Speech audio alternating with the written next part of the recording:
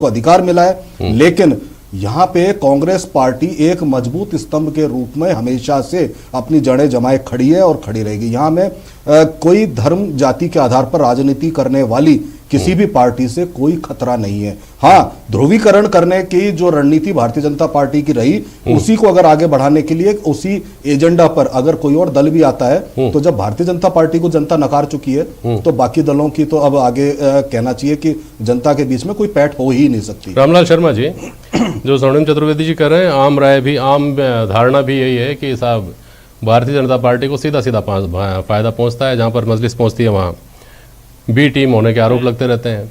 अच्छी खबर है आपके लिए?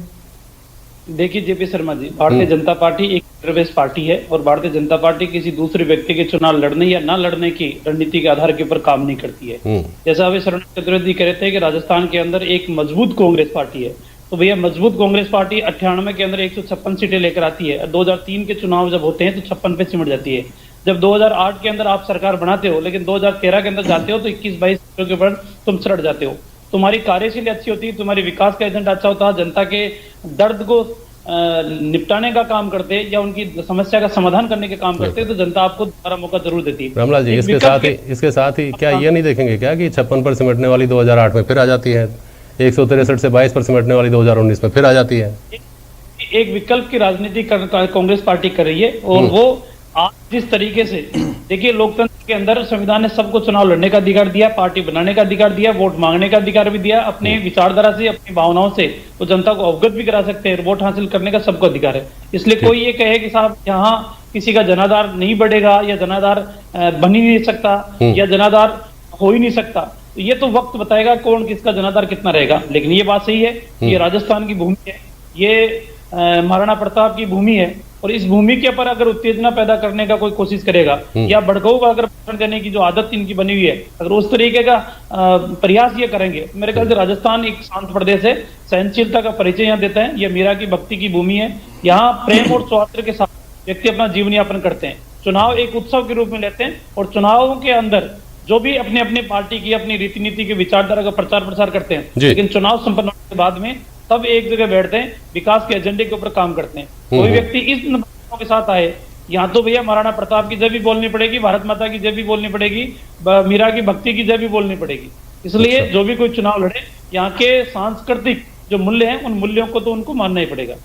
ठीक है, स्वर्णिम जी आप कुछ कहना चाह रहे हैं? देखिए, मैं तो रामलाल संक्षिप्त में बात बोलिएगा। बिल्कुल संक्षिप्त में मैं तो इतनी सी बात कहना चाहता था कि जिस पार्टी को ये आज मजबूत नहीं कह रहे हैं, हम तो सरकार बना करके बैठे और लगातार इनको चुनाव हरा रहे हैं। तीसरे चौथे नंबर पे जब ये सिमट गए हैं, पूरे पोलराइजेशन की राजनीति करने के बाद, हमारे मुख्यमंत्री जी के लिए अपशब्द कहने के बाद, धर्म कर्म की राजनीति करने के बाद, रामचंद्र जी को समुद्र से निकाल के लाने की, जो उनको संरक्षित करने की बात करने के बावजूद जो हारे हैं, तो निश्चित रूप से मजबूत हैं और मजबूत थे और रहेंगे।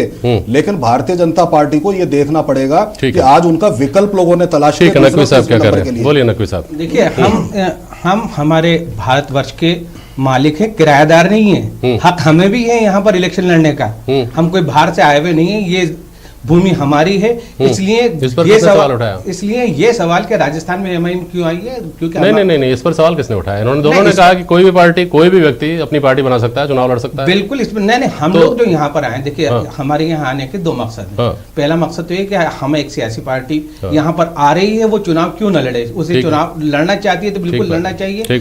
अभी वो जो सर्वे का काम चल रहा है, वो देख रहे हैं कि लोगों की क्या स्थिति है, वो क्या चाहते हैं। देखिए, यहाँ पर हो ये रहा है कि राजस्थान में जो भी अल्पसंख्यक हैं, अल्पसंख्यकों को और दबाया जा रहा है, कुचला जा रहा है। कांग्रेस गवर्नमेंट ने भी देखा, डूंगरपुर देखा, हमने जालोर देखा, यहाँ पर भी मुसलमानों के आज मॉब लिंचिंग हो रही है और कांग्रेस कुछ नहीं बोल रही है। ये लोग एक आवाज, एक शब्द तक मुसलमानों के फेवर में कहने से डरते हैं। इसका मतलब ये है, आपकी बात को समराइज किया जाए तो इसका मतलब ये है कि अगर मुस्लिम नेतृत्व करे प्रदेश का, तो मुसलमानों के हित सुरक्षित रह सकते हैं। ये बात है ना? हितैषी अगर नेतृत्व करे, जहां तक ये लोग कहते हैं, तो मुस्लिम हितैषी की तो फिर क्या गारंटी है? और मुस्लिम हितैषी का तो क्या सवाल उठा सकते हैं आप कांग्रेस के ऊपर, भाजपा के ऊपर? मुस्लिम राजस्थान में भैरव सिंह शेखावत, वसुंधरा राजे, अशोक गहलोत, दोनों पार्टियों में ऐसे नेताओं की बहुत लंबी फेहरिस्त है भाई साहब, है ना, जिनको अल्पसंख्यक उतनी मोहब्बत देते आए हैं। और दूसरी बात मुझे यह समझाइए सर मोहब्बत कि अगर मुसलमानों के हित मुस्लिम द्वारा शासित प्रदेश में सुरक्षित रह सकते हैं तो पाकिस्तान की क्या हालत है और अफगानिस्तान की क्या हालत है? क्या वहां के मुसलमान खुश हैं हमारे यहाँ के मुसलमान ज्यादा? पाकिस्तान को बीच में तो ये तो कोई गारंटी है ही नहीं, ये तो कोई गारंटी है ही नहीं हमारे देश है भी नहीं। अगर मुस्लिम लीड करेगा, अगर सूबे को मुस्लिम लीड करेगा तो यहाँ के मुसलमानों को बहबूदी मिलेगी। दूसरी बात, अब मैं एक और सवाल करता हूँ आपसे, मुसलमानों की अक्सर ये शिकायत रहती है, आप अपनी बात बताइएगा। मुसलमानों को अक्सर ये शिकायत रहती है कि उनकी बहबूदी के लिए कोई कोशिश नहीं की गई। मुझे बताइए कौन सी कोशिश अलग से चाहिए? एक मेरी बात सुनिए ना, शिक्षा के समान अवसर है कि नहीं है?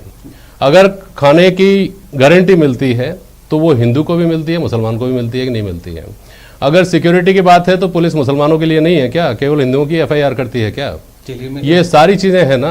और इसी देश में इन्हीं परिस्थितियों में राजस्थान में बरकतुल्ला खान बनते हैं ना मुख्यमंत्री।